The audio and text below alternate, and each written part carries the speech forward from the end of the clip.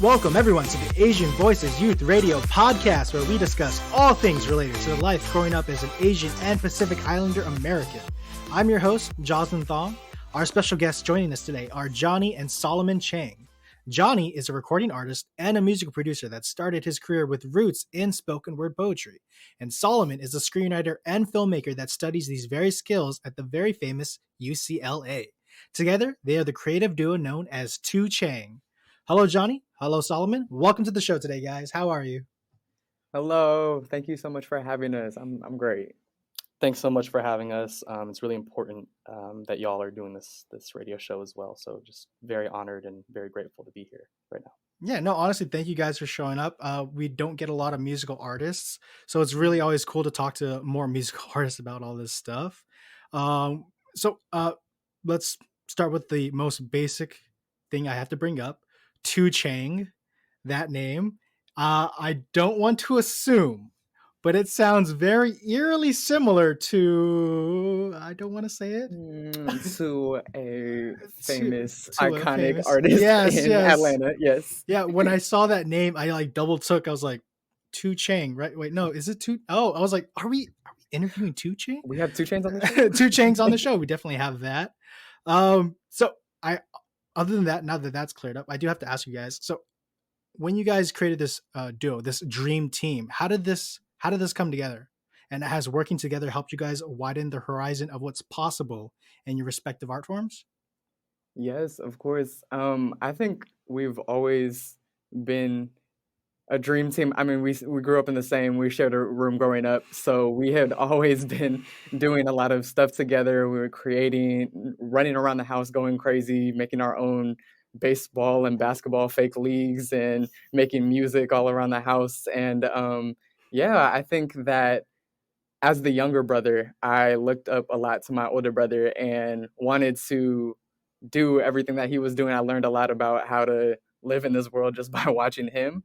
And when he took up spoken word poetry in high school, and I saw him on stage just telling our stories in front of crowds and being very vulnerable and very honest, I was like, oh, I want to do something like that as well. And my path led me down to visual storytelling and writing and going through film. And along the way, Kuya, I call him Kuya, my older brother, Jonny Chang, has been dropping music. And I always just think that every word he says is our experience, and it's for us, and it's for me. And it really helps me a lot when I'm writing. But yeah, do you have anything else to say to that?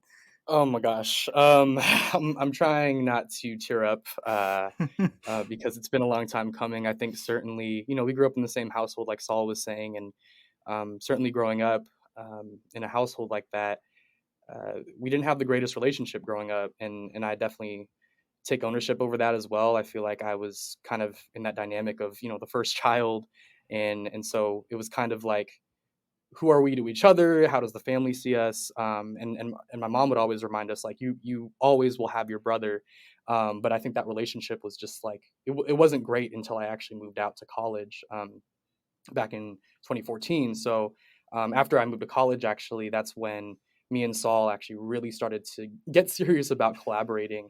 And it's funny, Jocelyn, that you bring up Wink Wink, the rapper that kind of inspired the name, because we actually put a Z at the end when we first started creating music videos. Like really. So it was really on the nose. So it was almost Two Changs. Exactly. Got it. Okay. And then we actually had an epiphany. We went to Hawaii recently to visit the family, and we were like, Two Chang sounds like really Asian too, because it's not like we don't use the plurals in like Mandarin, and so we were also like, but then we were also like, another connotation could be Two Chang, like we're TOO Chang, we're to ourselves now. And so that journey has been a lot about finding ourselves as well through the art.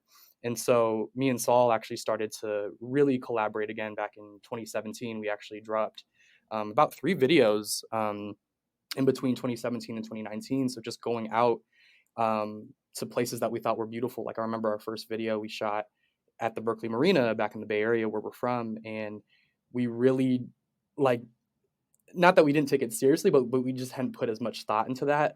We just kind of went out and wanted to shoot, pretty things, wanted to film pretty things.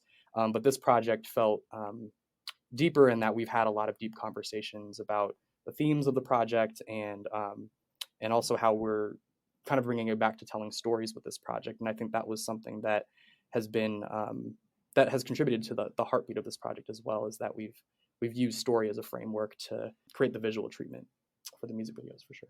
Yeah, it's a really interesting thing because I'm also a screenwriter, and you guys might not know, but I have a twin brother. So, but we both wanted to be screenwriters, filmmakers. Yeah, Solomon gets it. Yeah, he gets it. Yeah, so we're also in a way two-thonging it, you know what I mean? No, I get what you mean. It's kind of liberating in a way to work with like someone you grew up with, because they understand a lot of your creative personality that's kind of grown up, like they've been with you every step of the way. But I've never, like, I guess, visualized the concept of like, what if he didn't actually want to be a screener? What if, just like Jonny, he wanted to do music, then it's kind of a weird blend. Not saying that was probably the weird bad thing to say. It's a unique blend, because as I'm sure, Solomon, as you study in school, like you're studying screenplays for like television and movie and stuff. So it's hard. It must be a weird transition to go from writing stuff for classes that's for a television or movie format to writing something for a music video that is poetry that your brother produced. So I definitely see that you guys have worked together in making that peaceful balance where, especially with Jonny, I mean, I'm sure that when you originally probably thought about these spoken word poetry, so when you came out with them, I'm could I assume that maybe you didn't personally see at the moment a actual visual medium for it at the time until you actually collaborated with Solomon, and then you saw, whoa, this is like, I can think of all these possibilities of bringing what I said into a visual medium. That I'll answer first, and then I'll pass it to you. Absolutely. I completely agree with you. And I think that's the beauty of this project too, and also relates to the art forms that we express through, just in terms of how do we take our own stories back. And I think that's, again, like, going back to even school, like we're not taught our history. And if we're taught our history, it's all only related to trauma. And that also is, obviously for other, people of color as well that I met through the spoken word community back home. But I think what spoken word really allowed me to do was to express myself in my fullness, and to be brave in just like telling my own stories, and also unpacking things that are difficult, things that are traumatic, things that are also related to my own legacy and how I move in the world. But all that to say too, like, I feel like school never really privileged the creative kids, and especially those of color. And like, I think what poetry did for me was it allowed me to write stories and write poems and write words in order to understand my experience and understand, who I am or who I was, which like no history class could do for me growing up. And the same kind of goes for just me as a writer, and I'm pretty sure this goes for Solly too, that this truly is a passion project, and it feels very meta too because it's about our story. So it's like it hits very close to home already. But it's like we didn't have to we're not getting graded on this at all. We're not having to submit this to a class. We're not submitting this to a professor. And so that kind of creative control, maybe I didn't notice it then, but yeah, it's super, super empowering to kind of like look at it and say, wow, I created this. And then for Solomon then to kind of translate it into what a visual treatment looks like. He took, like we talked last week, he took every emotion, feeling, theme that I wanted to bring out in this project, and he was like, put it on screen, let's now visualize. And I think also, like, that's why I love expressing through music too. Sorry, I'm kind of talking all over the place now, but I feel like I love, like, and I can speak to this in a second as well, but I feel like when I got to college, I really did transition like my main artistic medium from just poetry to like rap, which is I would say another, I would argue is another form of spoken word poetry, and music, and we grew up in a very musical household, so I felt like just that creativity and allowing myself to just kind of fall into beat making, and also how like sounds themselves create a certain visual or a certain feeling. He captured it through all these like really deep conversations we had. I have a whole story too about like all these deep conversations we had, but I'll pass it to you as well, Saul, to kind of respond to that. Yeah, I love you, brother. Yeah, he, in terms of taking it from the music and adding a visual component to it, I remember that Kuya had shared the music with me about last April or May, and he never shares music with me before he drops it usually. So this was a treat for me. I was like, oh my God, he's sharing the music. And during the time I was in a American television history class, and I really love the medium of television, and I love the storytelling power of like a commercial medium such as television. And I was really stoked to take the class. And then when we were taking the class, there was, out of 20 classes, there was the one Asian lecture. That's like Bruce Lee in the Green Hornet, Oh skip man. 20 years, and then we're like at Margaret Cho, skip 20 years, and then we're at Fresh Off the Boat. And I think what I wanted to do with this project is when I heard all of them, I heard all of these different soundscapes that sounded like different genres as well. And I said, but it's all coming from the same voice. It's coming from such a familiar voice to me, which is my brother. And it's in so I just wanted to fill in the gaps of what I was learning, because we were in class each week. We were learning the best, or what was the most popular shows in television in each decade, and why those types of genres were killing it during that time, such as like westerns in the 1960s, or such as like prestige television in the 2010s. And what I wanted to do is reinsert ourselves into those genres as well and fill in the gaps that way, because when we're studying the types of genres that aren't that we haven't been seen in, it's usually whenever we show up, we're some exotic type of creature to fear, or some like super, we're either the villain or somebody to bully. And I said, what would happen if we use the same narrative techniques that they're using to tell these westerns, to tell these different types of television stories, and use it reclaiming that power for us? And that's how we came up with each episode kind of being based off of a different television genre, and using those themes that they have in all of the genres to connect to the themes that my brother was talking about. So yeah. Yeah. No, I watched your guys' music video, and I especially liked it was Plants, right? The one that was about taking nostalgia back into your childhood.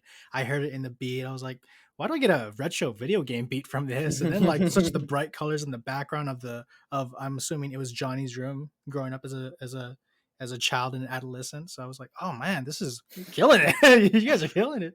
Yeah, no. Okay, so Solomon, when you bring up the whole like narrative thing about how Asian Americans were seen back then in all those like forms of medium, I've said this before with other guests that also talked about that whole subject matter, and I'll say it again. It is just so frustrating to be seen in that light. With Asian men, like you said, either a villain or the comedic relief or the nerd, or with the sometimes with Asian women, it's always of the exotic. What is it? Exotic woman that like is a forbidden fruit or something like that. That always bothered me. So I commend you guys for wanting to blow past those old stereotypes and not let them affect us, or even be seen, And from here on yeah. out. Seen as it's AAPI Heritage Month, and it's going to be, we're on the last weeks of it.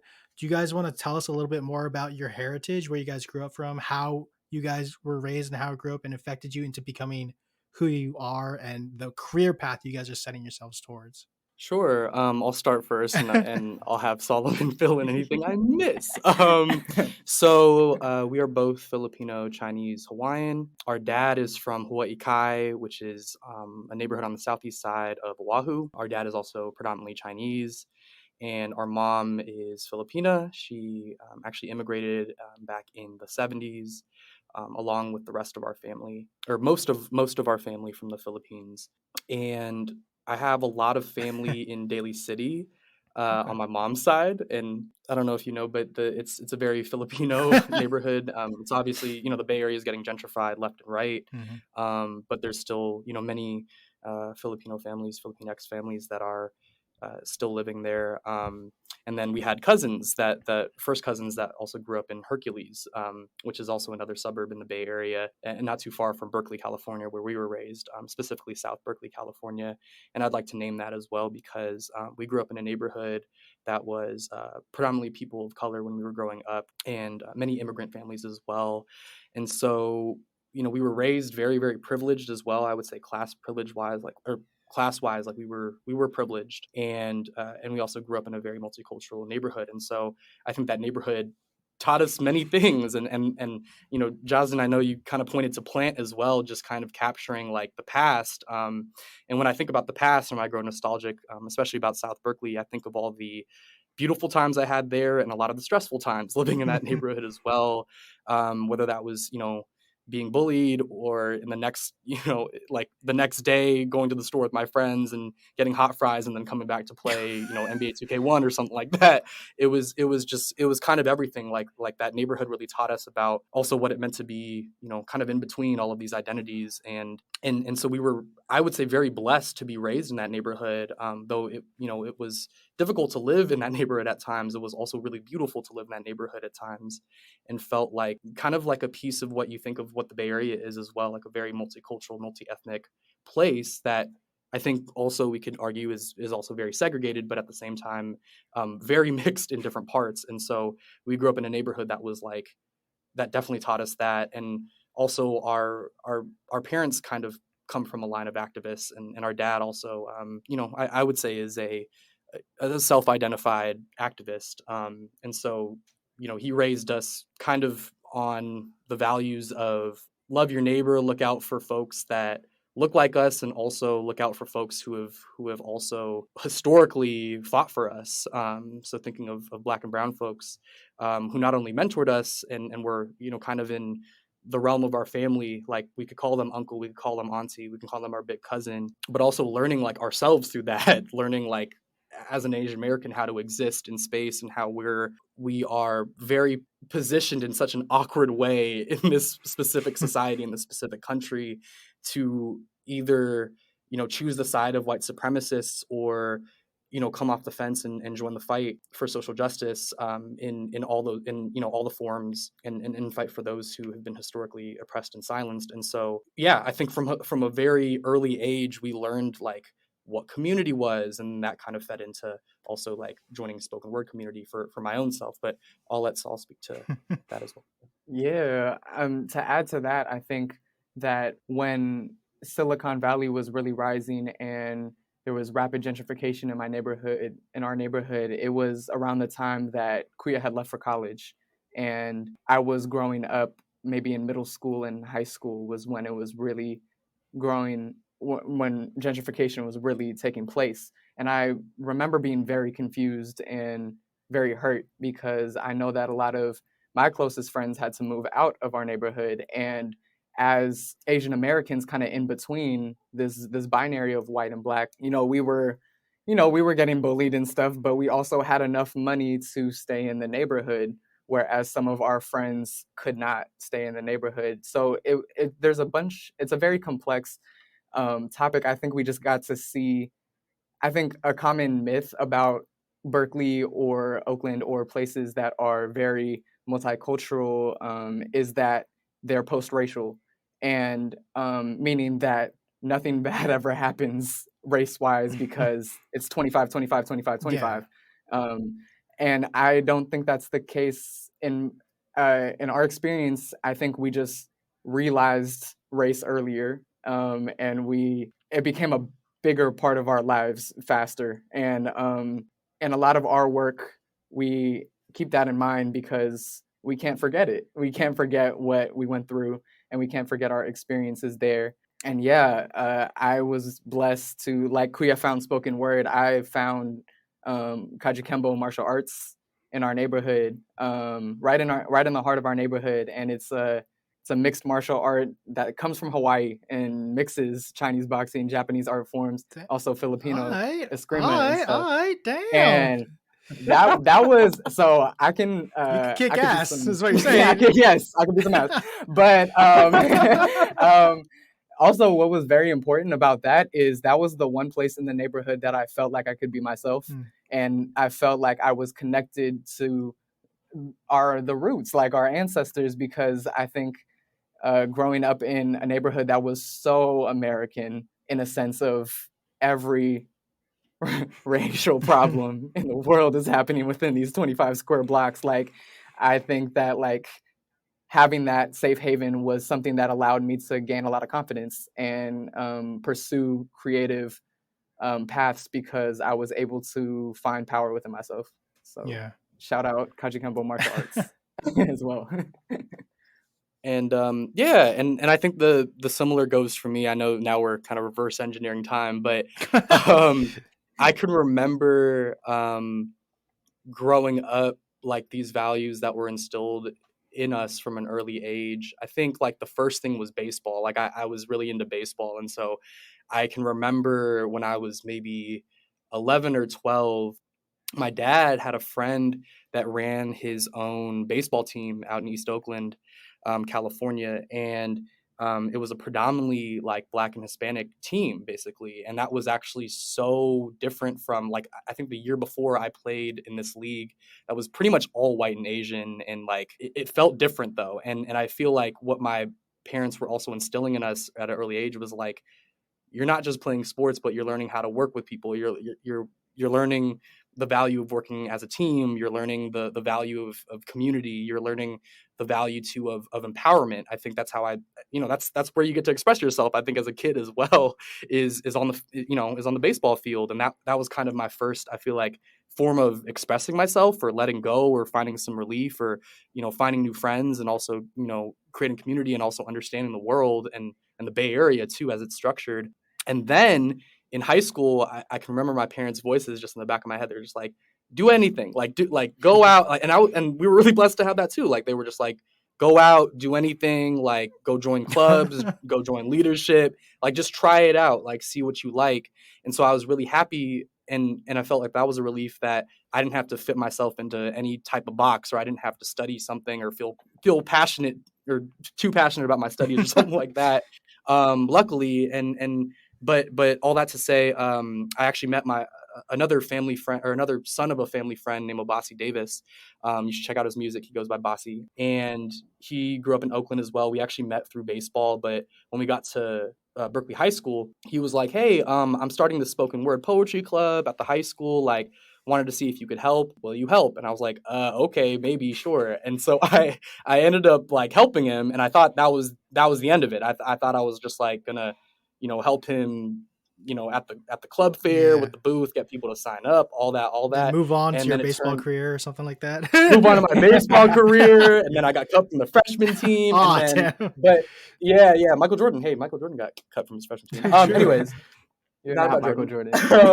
But what was amazing was what was kind of hidden behind all of that was this amazing like community, similar to like how Saul found Kaji Kembo. And then there's also this really wonderful organization called Destiny Arts that works with young people on their own artistic and creative expression. Like, Youth Speaks became that for me. Like, Youth Speaks became my after school workshop that I would go with the homies to. Like, it would be just 5 of us, and we'd roll every Tuesday to like the Berkeley Y, and that's where the workshop was happening. And I just started writing, and it felt like just a release. Like, it felt like I could be somewhere after school and also be with friends and learn their stories as well. And so I think there's a question too about just like what spoken word is. I don't know if I answered that yet, but spoken word is a performance poetry art form. And so it's not just about, you kind of retelling your own personal lived experiences and kind of recognizing your own power, but it's also about finding your voice. It's also about getting on the mic and spitting. That's kind of, if you've heard that before, like just, that's like the verb or the I've heard action they spitting use. bars. Yeah, I've heard that term. Yeah, spitting bars. Spitting Yeah, bars, exactly. dude. So and rap and poetry, they're cousins. And so I remember like the first time I got up on a mic, I was super scared. So it kind of just made me like realize though that I could do it and that I could get over the stage fright, that I could perform while also telling like my personal stories about like my own culture, my own family. I remember my first like poem was about like the Brooklyn train, or sorry, the subway system in New York, and riding to different stops and what they meant for me. And that also kind of led me to a scholarship program at the University of Wisconsin that's really rare. It's a hip hop arts scholarship program, actually called First Wave, a full tuition scholarship program. They admit students on the basis of their three pillars: arts, academics, and activism. And so me and Obasi ended up going to school together, and that's when I started to make music and started translating the poems into rhymes. So, Okay. anyways, that was a long. No, you're good. You're Whatever I good. need to say. I think it goes without saying that we do have to talk about the things that you two both created together. So obviously, let's bring up the big thing that we're all here for right now, your debut project, The Weather Inside. You guys want to talk about that just a little bit? Yes. Let the people know what to look out for. Yes. What's it about? So The Weather Inside is a 5-part music video series exploring themes of identity, growing pains, mental health through our Asian American lens, our specific Asian American lens. Each episode is based off a different television genre, and it builds upon the next to create a full narrative of my brother Jonny Chang and his journey towards self-love and self-acceptance in a country like America. Damn, you're right. Yes. You're right. You're right. Yes. So the episodes will be dropping once a week as our own television series on the 2 Chang YouTube channel, 2CHANG. And yeah, we can't No wait space. for no space. No space in between, guys. No space. The number 2 CHANG. And we can't wait for it to get out into the world. Yeah, and the EP is actually on all streaming platforms as of today. So next Thursday we drop episode 1, and yeah, it's been a wild ride, but we're here and we made it. And I think that everything feels really meta because when we first started talking about this project as well, I remember talking to Saul and I was like, let's just do 1 or 2 videos. Like, again, let's just just kind of not half-ass it, but just, like I wasn't looking at the worth of it. And so Saul has really, as we've had these conversations about the project itself and about each episode and how it represents, certain feelings and emotions that have come up, or Josden, kind of like what I've been talking about spoken word, like that last song, Game. It feels like a spoken word piece. I'm in a theater in the music video, and I'm also talking about the duality of being Asian American, the privileges that come with being it, and also where we've been oppressed in certain like intersections of life. And so it's definitely an exploration of that. The Weather Inside, that's what it means. It's me basically. Yes. This is gonna sound disgusting, but it's like me turning my brain inside out and just letting you kind of just understand from a really honest perspective, like what I've been feeling like the last 3 years, and especially because since the pandemic has dropped, it's been that type of thing. But you can find me on all streaming platforms, JONNYCHANG, also a one-worder there. So I'm on Spotify, I'm on Apple Music, I'm on Tidal, and then dropping it on YouTube in the coming weeks for AAPI Heritage Month. Do you guys have any more future projects in the works? I know that you guys are still working on The Weather Inside, but come on, for the AAPI community, we all got more ambitions than we're letting on. Of course. Yeah, from here, I mean, I'm working on my feature screenplays and my television pilots right now, and I think with The Weather Inside, with the scripts I'm writing, with the future music that that Jonny Chang has coming out, all of it comes down to the same goals, which is to tell our stories in beauty and in full truth, and empower the next generation of kids who look like us kids from the Bay Area, kids from Asian American and Pacific Islander backgrounds to tell their stories as well, because I believe that we're going to need a big wave of us to come, and everybody has a story to tell. And I think if there's anything that we both learned from just growing up, is that it's so powerful when you could put it down on the page and see it back and see yourself on screen. And that's what we're hoping with all of the work that we have coming out. That's what we're hoping. Sounds good. And I'll try to wrap up really quick too. But let's see. So personally, I will say I've been working a lot on the weathering side. So that's kind of my goal, is to just continue pushing it out and hoping that, again, like Saul was saying, as many, Asian Americans and Asian American young people and young people of color can see it, because, I think that there's a lot of relatability in it, but it's also like, I would love, if this inspires someone to find themselves, like we've won there.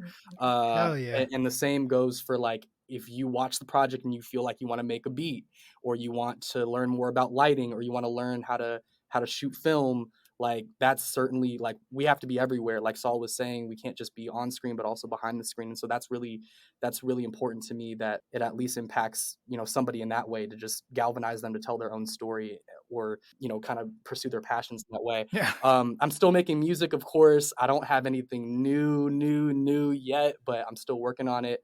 I will say I do writing workshops. I facilitate writing workshops with a really good friend of mine, a really good mentor of mine named Ngozi Opara. I'm going to shout her out. She's been really amazing. But we work at this organization called Story Center. We have workshops for people of color only, and also for queer and trans people of color only, and those who identify in the LGBTQ plus spectrum. So come through if you identify as such. That is a free space for y'all to write stories and poems and create art. And so that's, I think, one way I also want to contribute to kind of the forward thinking of, what this project represents, but also like what I represent as a body. Okay. Hey, more power to both of you guys. Hell yeah, we're making strides.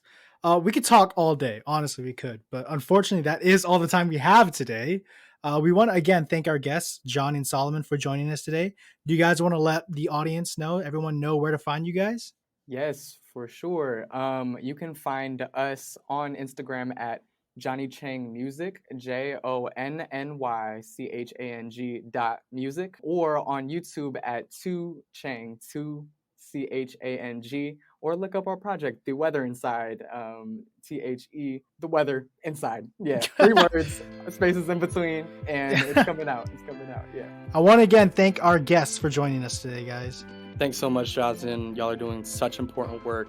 If you have any suggestions for future guests or topics, we'd love to hear from you guys. Also, be sure to subscribe on your favorite podcast platform, as well as follow us on Facebook, Twitter, and Instagram.